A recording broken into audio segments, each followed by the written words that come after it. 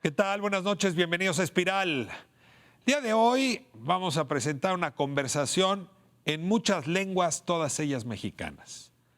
Zapoteca, mixteca, náhuatl, totonaca, castellano, lenguaje de señas, por cierto, braille. Hay más de 65 lenguas en nuestro país y tenemos al mismo tiempo ignorancia, invisibilidad para ellas. Por eso, en la Feria Internacional del Libro 2019, la Secretaría de Cultura dedicó su pabellón, su instalación, justamente a mostrar ese país plurilingüista que somos. Tuve una conversación con el director justamente de festivales, Pablo Rafael, tengo que advertir, mi hermano, que le tocó desde la Secretaría de Cultura justamente darle relieve a este proyecto. Y hablamos con, insisto, hablantes de todas esas lenguas que en México merecen un mucho mejor destino, porque si no trabajamos con ellas, hacia ellas, están en efecto en riesgo de extinción. Y si se extinguen, la diversidad que sostiene el alma de lo mexicano se habrá extraviado también. ¡Comenzamos!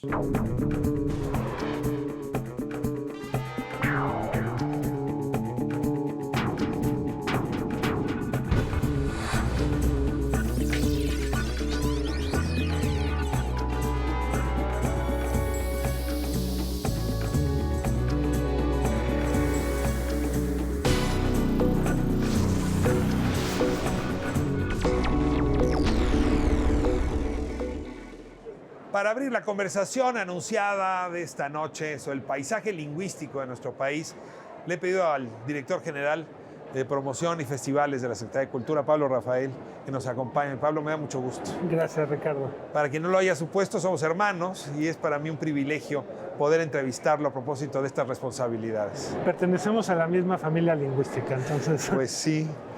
¿Qué es eso de una misma familia lingüística? Siempre se habla de lenguas indígenas como si fuera un todo. Y han decidido ahora aquí en la Feria Internacional del Libro de Guadalajara que la Secretaría de Cultura combata este prejuicio o este juicio mal formulado.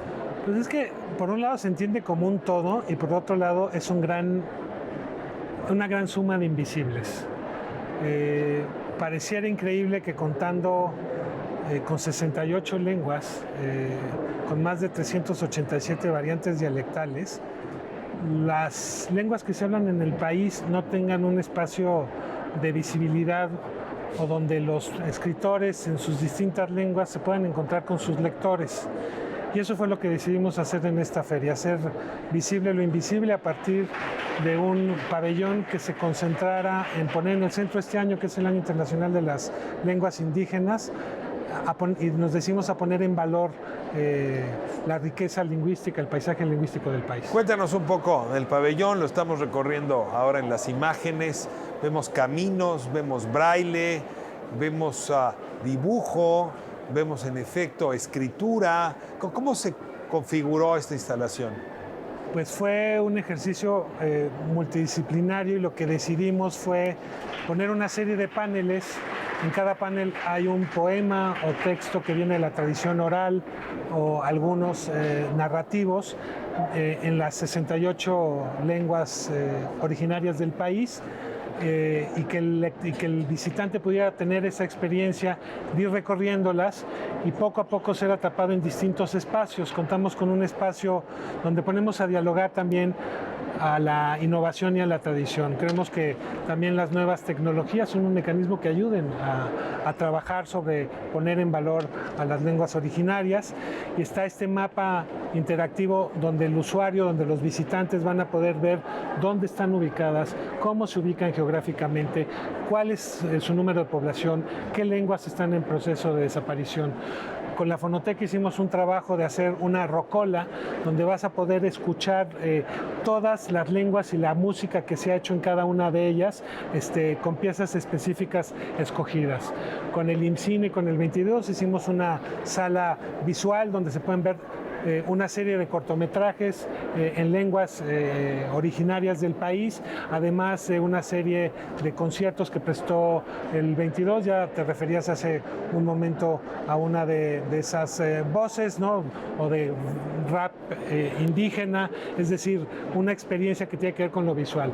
Luego tenemos aquí en esta sala donde estamos, que le llamamos el espacio contemplativo, una especie de recorrido a partir del oído de distintas zonas del país en una instalación sonora que hizo Eric Ruiz. Y luego, haciendo realidad aumentada, tenemos también un espacio muy bonito, es uno de mis favoritos, hecho por el Centro de Cultura Digital, hecho por un artista que se apellida Bonecki, que lo que hizo fue poner una serie de tablets de realidad aumentada donde tú puedas observar una serie de personajes y de seres de las distintas mitologías de los pueblos originarios, de su memoria colectiva, y donde puedas escuchar a su vez una serie de poemas. Lo que quisimos producir aquí, más que una experiencia, es que el autor, el visitante, saliera diciendo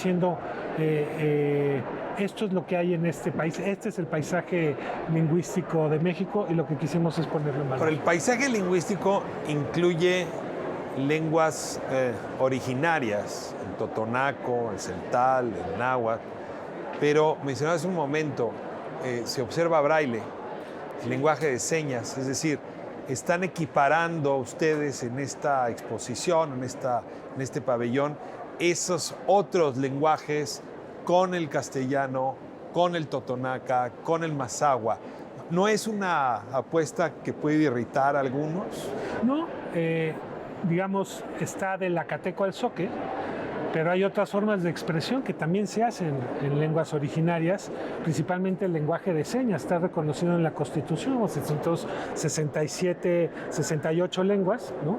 Las 69 es el lenguaje de señas, y luego, bueno, por supuesto, el español, y lo que queremos es también poner en valor lo que tiene la posibilidad, queremos poner en valor la posibilidad que tenemos en las manos de, a partir del lenguaje de señas, de construir un espacio incluyente donde también hay un espacio para invidentes con las guías, pero también con una explicación en braille, poner en la mesa todos los acentos y todas las formas de expresión que existen en el país.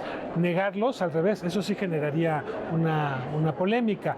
En concreto, con la lengua de señas, además hay trabajo específico que se ha hecho desde los propios hablantes, principalmente en las variantes del maya y del náhuatl, que están trabajando sobre la construcción de señas, del lenguaje de señas en sus idiomas, como existe el lenguaje de señas en español.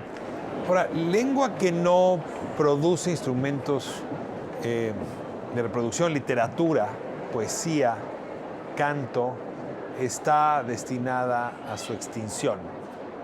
En México hay un buen número de lenguas que en los próximos años podrían desaparecer, y supongo que tiene que ver con que su literatura o sus formas de reproducción se han visto limitadas. ¿Qué puede hacer o qué debe hacer la autoridad gubernamental, los estados, los municipios, la Secretaría de Cultura, para que esta tragedia anunciada no llegue a cumplirse?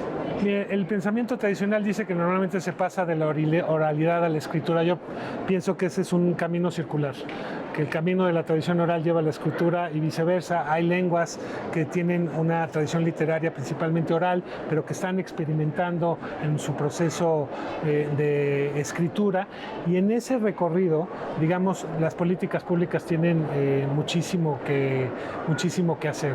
En estos momentos, por ejemplo, las becas de creadores para el FONCA se abrieron a la creación literaria escrita en lenguas originarias. Por el otro lado, se ha estado trabajando mucho en términos comunitarios, no solamente en la búsqueda de su preservación y de su promoción, sino encontrar mecanismos de innovación tecnológica que les permitan ponerse a dialogar, que les permitan salvarse.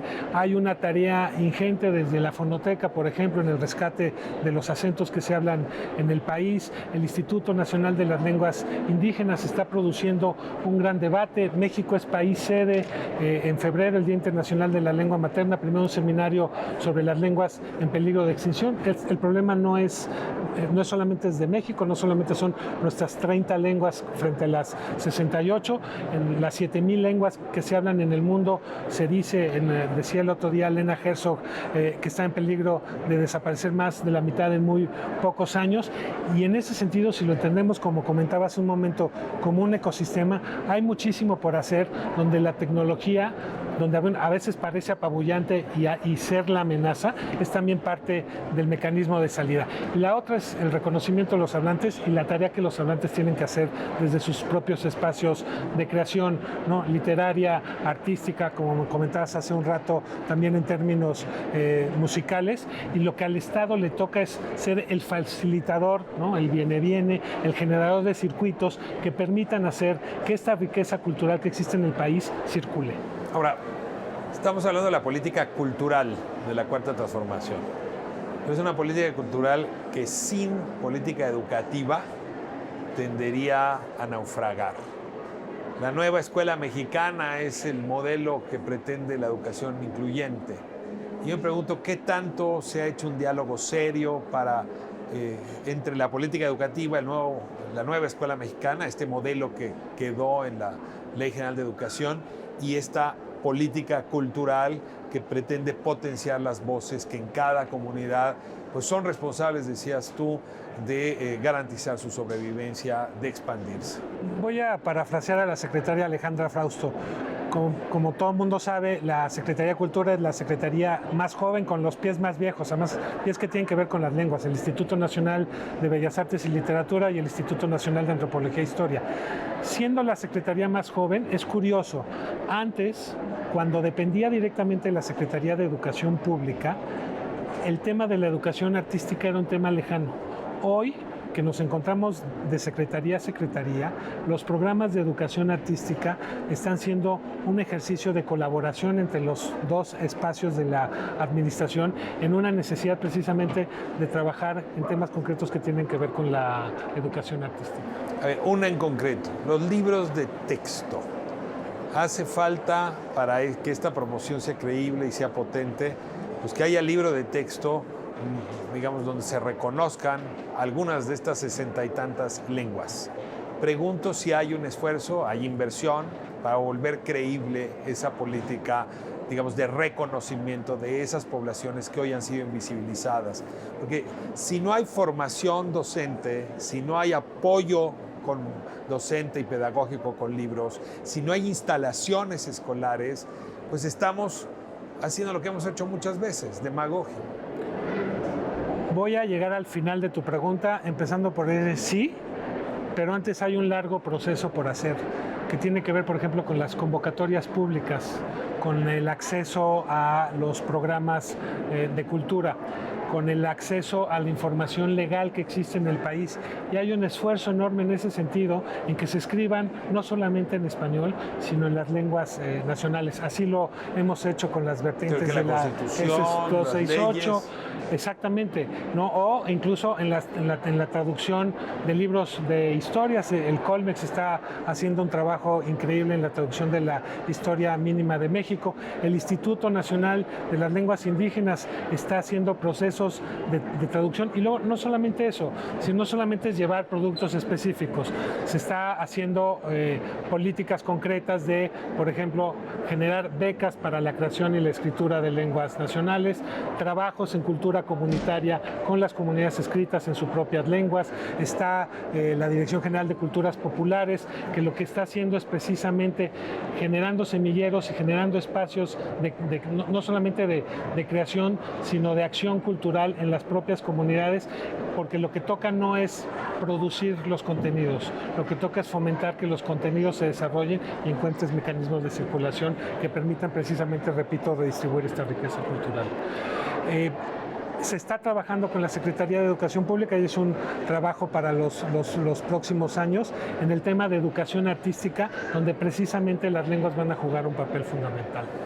Ahora, las lenguas son elementos de identidad, pero también hay que decir que hay una enorme cantidad de población indígena que no habla ninguna lengua originaria, es decir, que la hablaban sus abuelos, los padres, pero ellos se siguen reconociendo en esa tradición.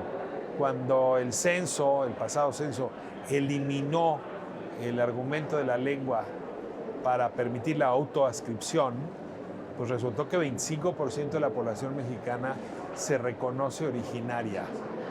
Y aquí sí fue una gran sorpresa, porque siempre se hablaba del 12%, pero sí esa autoascripción es 25%. ¿Cómo ahora navegar en ese mundo de identidades originarias que no comparten la lengua? Bueno, porque la lengua es parte del constructo de la identidad. Otra parte del constructo de la identidad tiene que ver con la memoria, otra tiene que ver con el lugar de origen, ¿no? Y ahí es donde uno pues decide desde qué se representa. Y uno puede representarse quizá no en el lenguaje que habla, pero sí en la memoria que le representa ese lenguaje. Todos los habitantes del planeta provenimos de una tradición oral que luego se va construyendo de diversas formas. Yo lo que creo es que en esa construcción de las propias identidades, la lengua es un factor esencial y determinante porque construye la memoria, pero también, digamos, es un mecanismo circular, ¿no? Es decir, pues si estamos haciendo este reconocimiento, ahora hagamos el viaje hacia la oralidad o hacia el viaje al regreso al aprendizaje o a la recuperación de la patria, o lo que Carlos Fuentes llamaba la mancha, es decir, de la recuperación del lenguaje propio. Hagamos el viaje a recuperar nuestros propios orígenes, y en eso pues los hablantes o quienes se reconocen en alguna comunidad de hablantes, aunque no hablen el idioma, está en su ADN, y simplemente lo que se trata es hacer el viaje de regreso. Muy bien. Pablo, pues te agradezco muchísimo esta primera conversación. Ahora me gustaría pasar a conversar contigo en este mismo espacio con hablantes de otras lenguas, con hablantes del totonaco, con hablantes del setal, con hablantes náhuatl, con hablantes mazahua, que están justamente como responsables de este esfuerzo que se está emprendiendo, y también como pues beneficiarios de este pabellón que la Secretaría de Cultura construyó aquí en la Feria Internacional del Libro de Guadalajara. Así que si me permites, vamos a corte y regresamos con ellos. Claro que sí.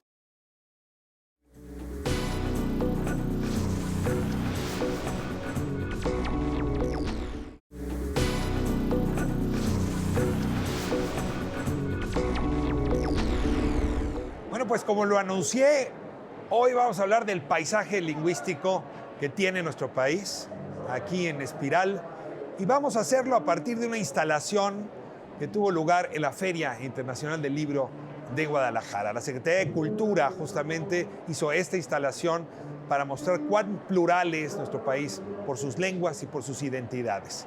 Estoy con quienes representan esa diversidad y también con las autoridades que han hecho posible esta instalación. Como es tradición aquí en Espiral, les voy a pedir que se presenten ustedes mismas, ustedes mismos. Pablo Rafael, comenzamos con usted. Bien, Ricardo. Pablo Rafael, director de Asuntos de Promoción Cultural y Festivales de la Secretaría de Cultura. Responsable de esta instalación. Pues responsable, o en realidad colaborador de un gran equipo donde participamos muchas de las instituciones de la Secretaría de Cultura, el Instituto Nacional de Lenguas Indígenas en primer lugar, y después la dirección que yo encabezo, el IMCINE, el Centro de Cultura Digital. Fue un ejercicio transversal que también construye el paisaje de la propia Secretaría de Cultura y un ejercicio colaborativo increíble. ¿Por qué la Secretaría de Cultura apuesta a una instalación como esta para la Feria Internacional en su edición 33? Mira, este año estamos celebrando el Año Internacional de las Lenguas Indígenas. No solamente en el mundo, sino en México se ha hecho una gran celebración, y lo que decidimos fue apostar precisamente en colocar este pabellón aquí, como ya lo habíamos hecho en la Feria del Libro de Oaxaca, para poner en valor las 68 lenguas que se hablan en el país, más las 69 que es el lenguaje de señas, más digamos las 70 que es el idioma español. La idea es visibilizar una enormidad de riqueza lingüística que precisamente conforma este mosaico que muy pocas veces es visto y que pertenece precisamente no solamente a nuestra tradición oral y escrita, sino al patrimonio del país. Victoriano, me da mucho gusto tenerlo aquí. Ahora le toca a usted presentarse. Kamiak pakilistli namatzinika nikitstomowaya tlaxkamati pampanojia nikatitstoque pani Altepetl Guadalajara con mucha alegría, con mucho gusto estoy aquí en este espacio compartiendo con mis hermanos y muchas gracias por la invitación de Canal 11. ¿Usted de dónde viene? Soy originario de una comunidad que se llama Teposteco, perteneciente al municipio de Chicontepec, allá en la Huasteca Veracruzana, en la zona norte. Le agradezco muchísimo, Victoriano, Muchas gracias. que esté aquí con nosotros. Y ahora déjeme saludar a Sagash. Kimi, Kimi Yonte, Engesgo Saharaí Horta Tejeda, Hangorama Ka Ngemura, Ka Ra México, Karan Ñatro, Kanan Rishu Indígena, Karan Tonjo, Tonjoji Kamubu. Bueno, pues mi nombre es Saharaí Horta Tejeda. Soy de una comunidad llamada en mi lengua Nguemore, pero pues en el español se conoce como Jocotitlán. Y pues bueno, yo me dedico a cantar en Mazahua como tal, ¿no? En Ñatro. Y pues eso es algo que llena mi corazón, ¿no? Y es una parte muy importante para mí, ¿no? Para poder demostrar un poco al mundo cómo se habla la lengua de mi comunidad. ¿Letras y canciones antiguas o también composiciones suyas? Pues mezclo un poco sobre la tradición y también innovo en esa tradición con creaciones propias. A ver si en uno de los bloques nos regala, aunque sea una estrofa. Se lo voy Será a un agradecer. placer. Gracias, Sagash. Y le doy la bienvenida a Francisco. Me da mucho gusto que nos acompañe. Le toca ahora a usted presentarse. Tlen José Santiago Francisco Anquihuanican, Capash Catcatsiñancho, Takashutman Quintachiwin, Atzakfil, Ama Shalak Filomeno Mata Eket, Filomeno Mata Veracruz, Huanican Quingachiquin. Ama Cuatza, Kmito, Clacachiwin Nanzanan, Quintachiwincan, Capash Catcatsiñan como Natakashmatanan, Quintachiwincan, Lacatime Caquiltamaco, Atzantu, Huanican, México. Muchas gracias, soy José Santiago, hablante del idioma totonaco, soy originario de Filomeno Mata, Veracruz, antropólogo y lingüista de profesión, y aquí estamos para hablar sobre las lenguas.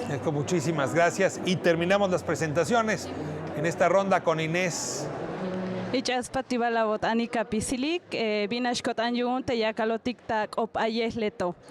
Muchas gracias por la invitación y agradecemos, agradezco también el espacio porque se escuchen nuestras lenguas en distintos espacios. Mi nombre es Inés Gómez, soy originaria del municipio de Oxchuc, Chiapas, y pues soy orgullosamente del pueblo tzeltal. Muchísimas gracias. Pues abrimos la conversación con lo obvio que ustedes están mostrando. Cuando se habla de lo indígena mexicano, se comete un error grave. El nivel de pluralidad que implican las lenguas originarias y los pueblos originarios es enorme, simplemente por su lengua. Por sus identidades todavía se multiplica. Y déjeme, Victoria, comenzar con usted. Cuando dice soy o hablo el náhuatl, pues ciertamente en Guerrero también, o en el Estado de México se habla también náhuatl, y son fórmulas o expresiones de náhuatl que son distintas. Eso solo con una de nuestras lenguas. Efectivamente, mencionas esta diversidad dialectal que tiene la lengua mexicana, como la denominamos nosotros los hablantes, académicamente más se conoce como la lengua náhuatl. Ahora, gramaticalmente, morfológicamente, la consideramos como una sola lengua, pero sabemos que tiene una variedad morfológica en cierta manera, pero también culturalmente, ¿sí? Hay variación para los nahuas de Guerrero por el alto contacto que tienen otras variantes. Lo mismo pasa con los nahuas de San Luis Potosí, con la cultura Tenec o la cultura Tepehua. Creo que México necesitamos reconocer de manera fehaciente esta riqueza que tenemos. He escuchado en algunas ocasiones que nuestras lenguas son tan bonitas y efectivamente son hermosas, pero yo creo que todas las lenguas tienen esta hermosura simplemente al pronunciarlas.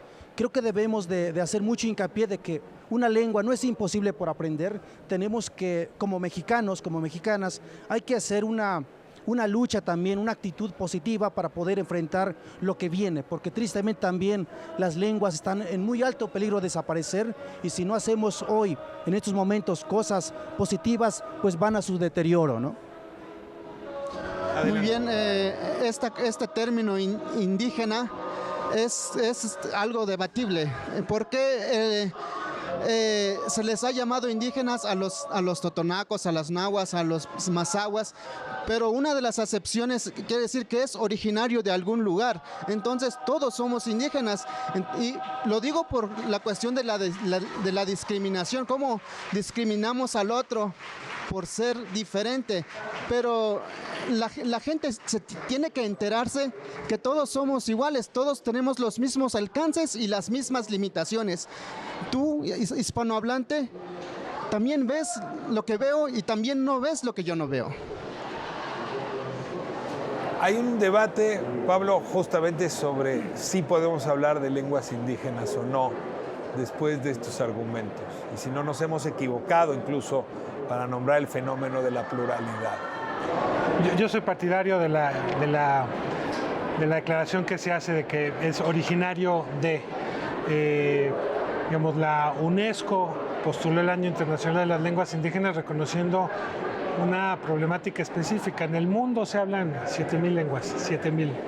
En menos de 30 años desaparecerá más de la mitad. En el caso de México, de las 68, están en riesgo de desaparecer 30. Si no hacemos un ejercicio para visibilizarlas, a partir de la creación literaria, a partir de la investigación, a partir de la escritura y a partir del reconocimiento de su existencia, quizá lo que estamos es contribuyendo a ese ejercicio de desaparecerlas en lugar de hacerlas más ricas. Y yo añadiría, hablábamos de literatura, pero otras artes vivas, otras artes plásticas. A ver, el canto permite la pervivencia de las lenguas. Sí, bueno, retomando un poco y partiendo de ahí de la cuestión de esta diversidad que hay lingüística, pero que también es un reflejo de la riqueza que hay, ¿no? De manera ecológica, biológica, ¿no? Diversidad física, ¿no? El hecho de poder interpretar o de poder apropiarnos y reapropiarnos de las palabras que tenían en su origen, pues nuestros ancestros o nuestras ancestras, también permite conectar que había en ese momento arte, ¿no? Y desde ahí ese reflejo del arte pues está en las leyendas, ¿no? En las narraciones que los abuelos y las abuelas nos hacían, ¿no? En las formas rituales que también en algunas comunidades continúan, ¿no? Por ejemplo, en el caso de la zona Mazahua, pues el encendido del fuego, ¿no? Del fogón, ¿no? Entonces el valor que tiene el fogón dentro de una casa es una ritualidad, ¿no? Los cantos quizá no están tan presentes a lo mejor, ¿no? Porque en algún momento se perdieron y sin embargo pues hay quienes ahora los llevamos a la práctica utilizando la lengua, ¿no? Y escuchando también las palabras de quienes nos han compartido su conocimiento para convertirlo en una bella arte, ¿no? Y esa bella arte genera que los niños, las niñas se identifiquen, ¿no? Quienes son hablantes desde pequeños, que tienen su lengua materna, pues dicen, ay, es que hablas igual que yo, ¿no? Y eso los motiva mucho, ¿no? Para continuar practicando la lengua, ¿no? Cuando llegas a una comunidad, como es mi caso, y encuentras a señoras que hablan todavía en Mazahua y que tú hablas con ellas, te dicen, ¿a poco tú también sabes? Entonces, es algo diferente, ¿no? Es una forma también de revalorar, ¿no? De revitalizar eso que en algún momento pues se desconocía, aunque no es que no existiera, ¿no? Más bien es que se negara, ¿no? Que existimos, ¿no? Que estamos presentes, ¿no? Ha generado también una pérdida y una carencia de identidad, si hablamos de mexicano o de mexicana, ¿no? Porque desconocemos la diversidad y esa riqueza, ¿no? Que va más allá de simplemente de que se hable una lengua, ¿no? Sino que también se ve reflejado pues en muchas cuestiones que se han encontrado, ¿no? Entonces, si hablamos de lugares que tienen antecedentes en náhuatl, hablamos de lugares que tienen antecedentes en Mazahua, ¿no? Por ejemplo, en Guémore, ¿qué significa junto al ser? Es un cerro, ¿no? Si hablamos en náhuatl, dijimos México, ¿no? Y quizá no es México, ¿no? Más bien fue una adaptación del español que no podía pronunciarlo, ¿no? Pero viene de la raíz náhuatl, ¿no? Ahora, Inés, recientemente entrevisté a pues una compatriota tuya, alguien de una comunidad cercana a la tuya, una cantante, María Reina, que canta maravillosamente. Y cuenta que cuando le entregaron las primeras canciones en su propia lengua, ella no sabía leer tal. Es decir, lo hablaba, pero nadie le había enseñado a leerlo. Y cómo en esta idea de reafirmar su propia identidad, tuvo que aprender a leer. Y en esto nos encontramos, creo que no es un fenómeno exclusivo, sino de casi todas las partes, que la escritura de la lengua tiene un rezago frente a su habla. Yo no sé cuál sea tu caso, si tú escribes y hablas o solamente hablas.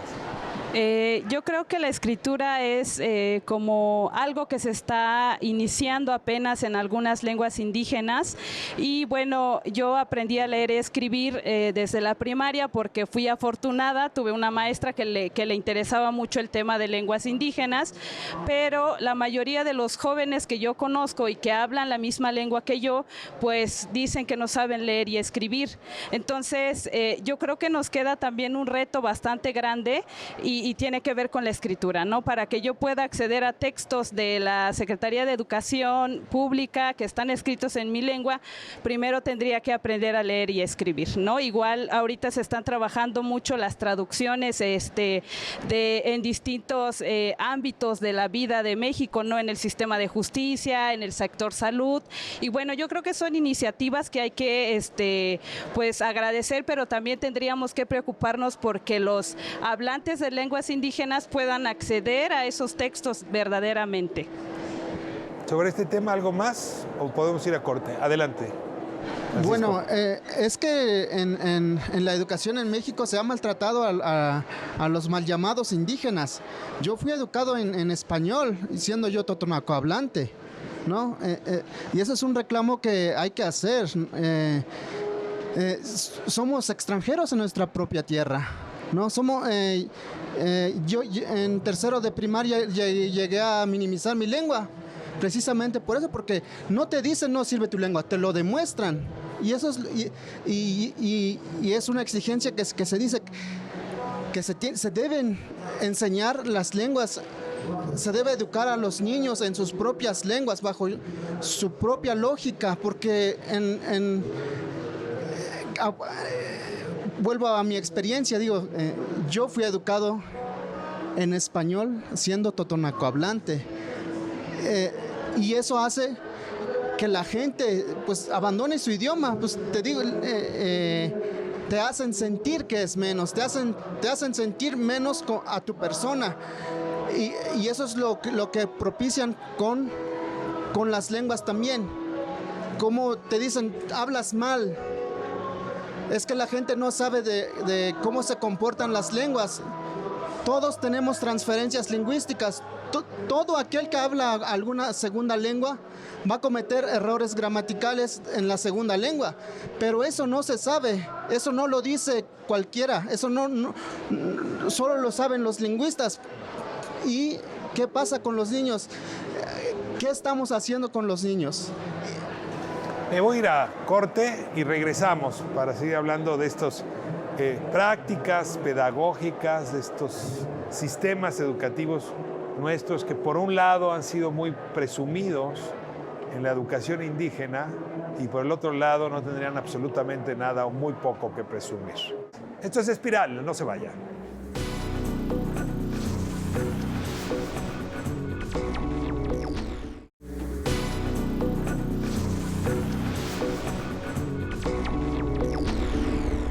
Estamos de vuelta en Espiral hablando de este enorme paisaje lingüístico que tiene nuestro país, un paisaje lingüístico que está representado en esta instalación que se montó para la Feria Internacional del Libro de Guadalajara. Y antes de continuar la conversación, necesito hacer una corrección. Hablaba de María Reina hace un momento como compatriota tuya. Y no, es cierto, se me cruzaron los cables. Ella es Mije de Tlahuitoltepec. En efecto. Muchísimas gracias por tu precisión. Y bueno, justamente ibas a entrar tú a la conversación.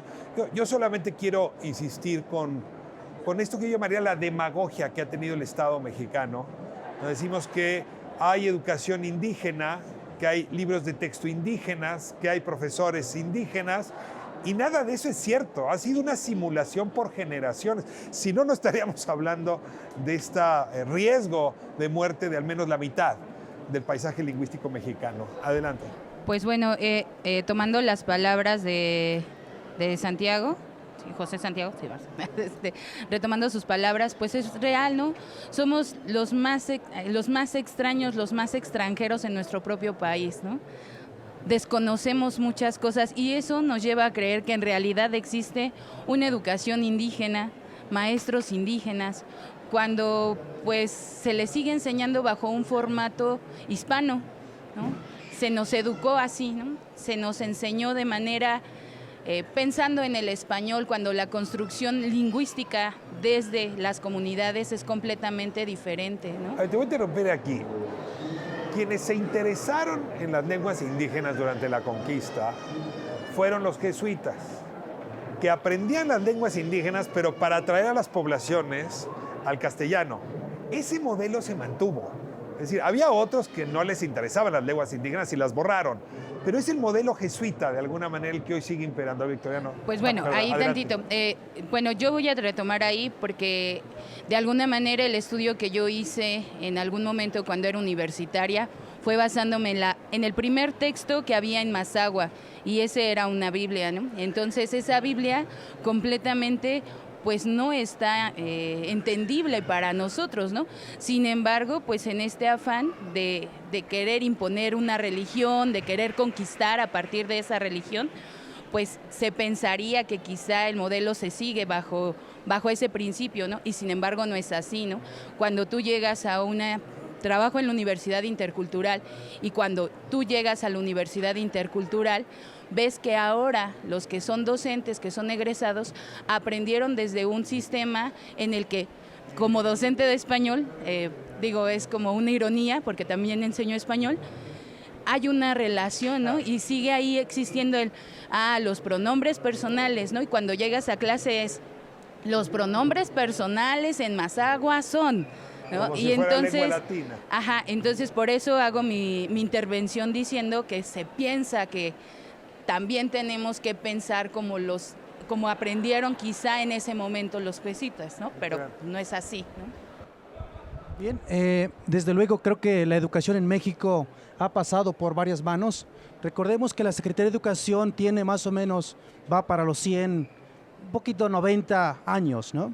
Entonces, ese deterioro es muy reciente. En el siglo XVII, creo que el 60 y tantos % de la población era hablante de la lengua náhuatl y desde luego una variación de lenguas diversas.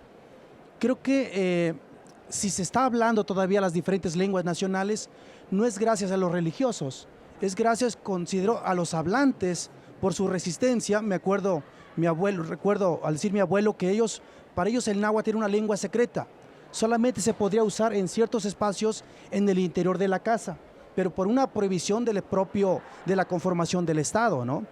Hoy hay derechos lingüísticos, que es un derecho humano hablar la lengua de la que eres parte o de la que son tus padres. Por lo tanto, es un reclamo también y hay que dignificar nuestras lenguas a través de su escritura, a través de su oralidad, su poesía, a través de su diversidad cultural. Sí, hay que manifestarlo, y agradezco desde luego también a la Secretaría de Cultura que se haya tomado la molestia, voy a decirlo entre comillas, de mostrar este paisaje lingüístico, este registro lingüístico que tenemos hoy aquí en nuestras espaldas, en nuestros espacios, ¿no?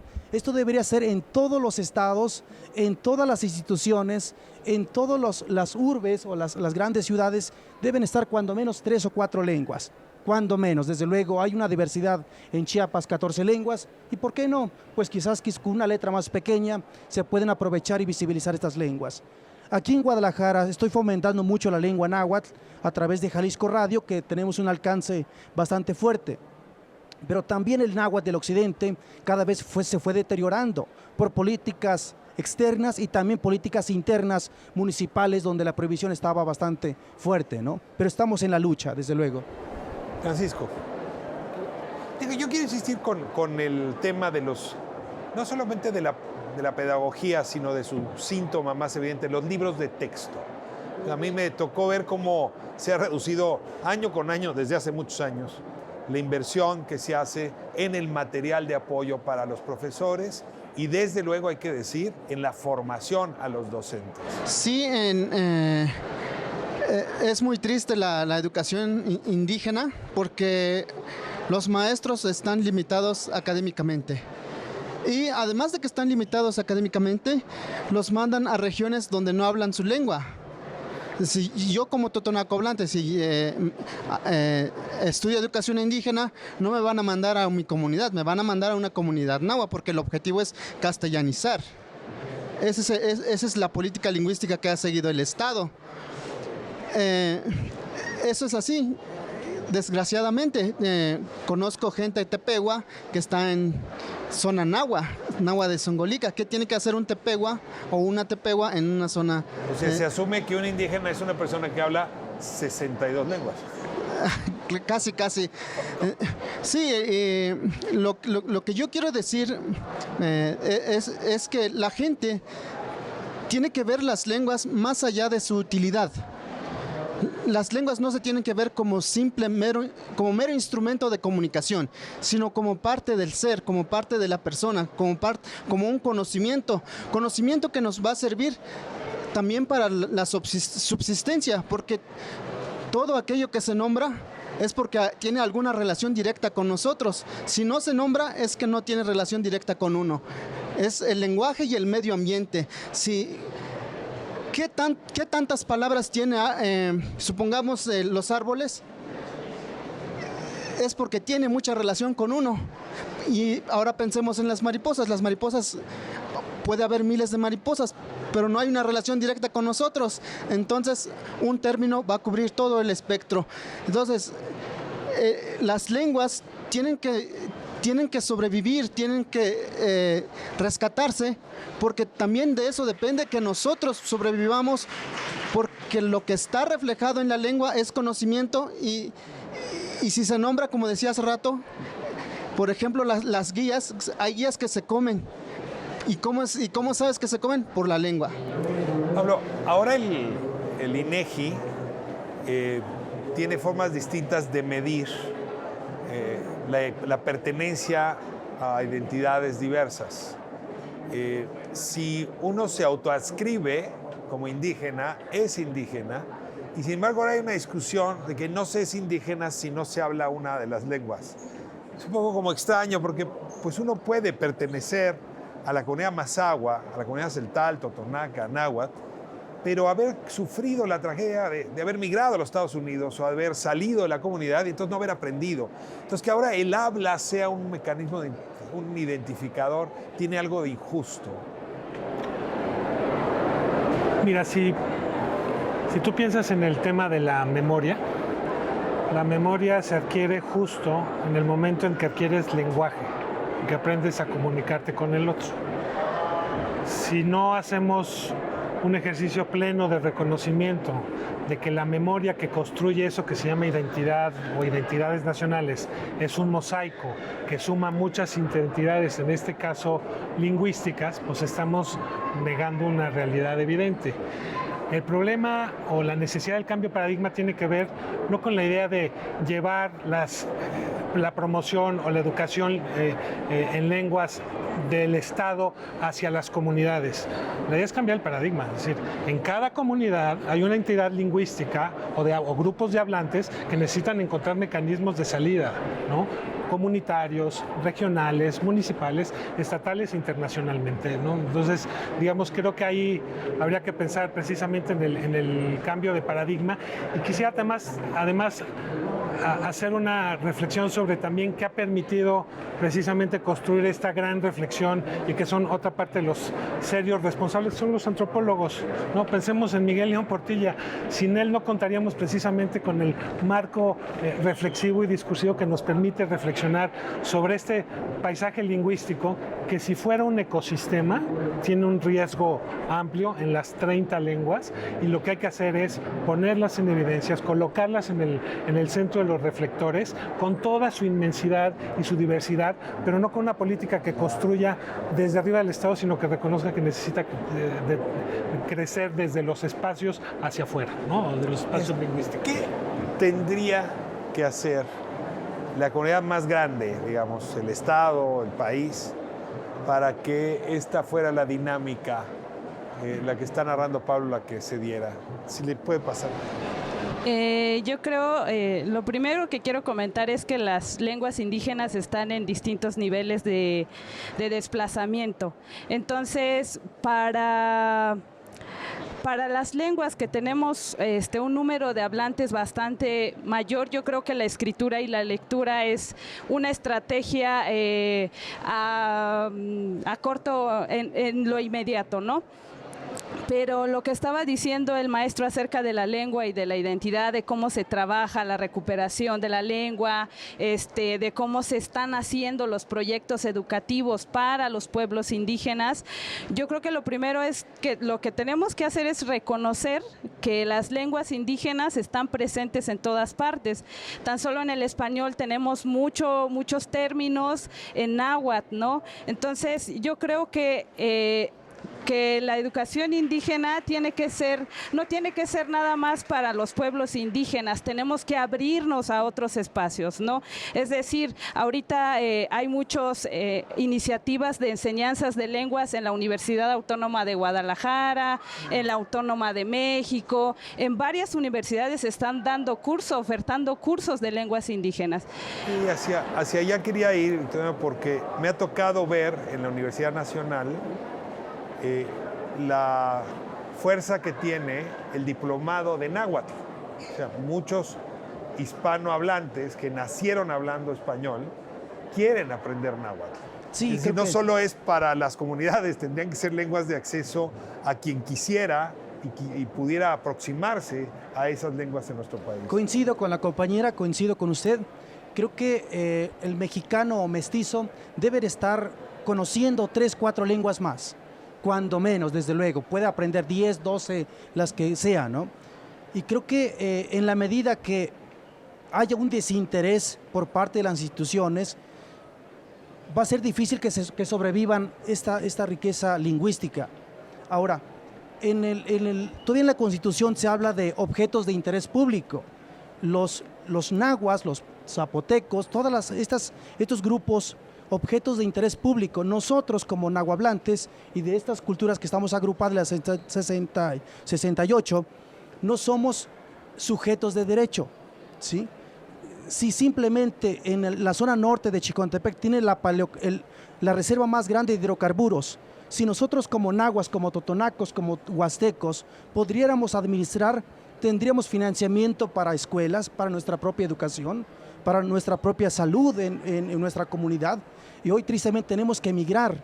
Ya lo decían, a veces hay tzotziles, nahuas en Nueva York o en otros lugares. Tristemente, seguramente muchos no fueron porque fueron de placer, sino porque una necesidad los ha obligado. Aquí en Guadalajara hay más o menos 45 lenguas diferentes, donde hay una población casi 900,000 indígenas migrantes que están trabajando duro, muy fuerte en estos momentos para que este estado y que esta zona metropolitana se desarrolle. Entonces tenemos que trabajar muy fuerte en pro de nuestras lenguas para dignificar todas estas culturas y ojalá, espero que pronto también se aprenda las diferentes lenguas en zona indígena y en no zona indígena, porque maestros habemos muchos. Nos queda 1 minuto, 30 segundos de conclusiones. Ok, bueno, pues creo que también otra cosa, mencionaba hace un momento que la memoria, ¿no? La memoria colectiva es algo que marca la identidad también. Sin embargo, pues para muchas de las regiones, pues esa memoria colectiva está quedando atrás, ¿no? Ya no hay esa memoria colectiva, porque si el día de hoy yo llego hablando en mi lengua con los pequeños, pero los pequeños ya no ven el árbol al que yo me estoy refiriendo, pues no van a entender de qué estamos hablando, ¿no? Entonces también es un conjunto de esta modernidad que también nos ha invadido, ha generado que ese detrimento de las lenguas originarias pues vaya cada día en picada, ¿no? Y que ahorita pues es glorioso saber que vamos hacia arriba de nuevo, ¿no? Habemos muchos y muchas que estamos interesados en compartir, ¿no? No desde la institución educativa, ¿no? Sino más bien también de la dinámica propia, ¿no? De la cotidianidad, ¿no? Desde el hecho de generar ejercicios de compartición, ¿no? Por ejemplo, en línea, dar clases, ¿no? A través de la música, a través de los ejercicios que a lo mejor y tú te encuentras y que dices, sí puedo enseñarle, ¿no? No necesariamente en una escuela, ¿no? Pero también va relacionado con el trabajo que se hacía dentro de la comunidad, ¿no? Si ya no hay milpas, yo cómo le voy a decir a alguien que es Trambashkua, ¿no? ¿Por qué es una fiesta grande la milpa, ¿no? O sea, ¿cómo le explico a un niño que ya no conoce los surcos ni los maíces? ¿Qué es eso, no? Y es la modernidad lo que invade también, ¿no? A eso también nos enfrentamos como hablantes, a la construcción de nuevas palabras, ¿no? Ese también es otro reto, ¿no? Para que también los jóvenes se reapropien, ¿no? Muy bien, pues se nos fue el tiempo. Muchísimas gracias, Francisco Inés. Muchas gracias. Gracias, Toriano. Pues esta es la conversación que la Secretaría de Cultura, Pablo, nos ha convocado. Y sí, algo se está moviendo, lo planteabas muy bien, para ver las cosas desde las comunidades hacia el país y no al país desde el gobierno nacional, desde la Ciudad de México, imponiendo siempre y arrasando siempre.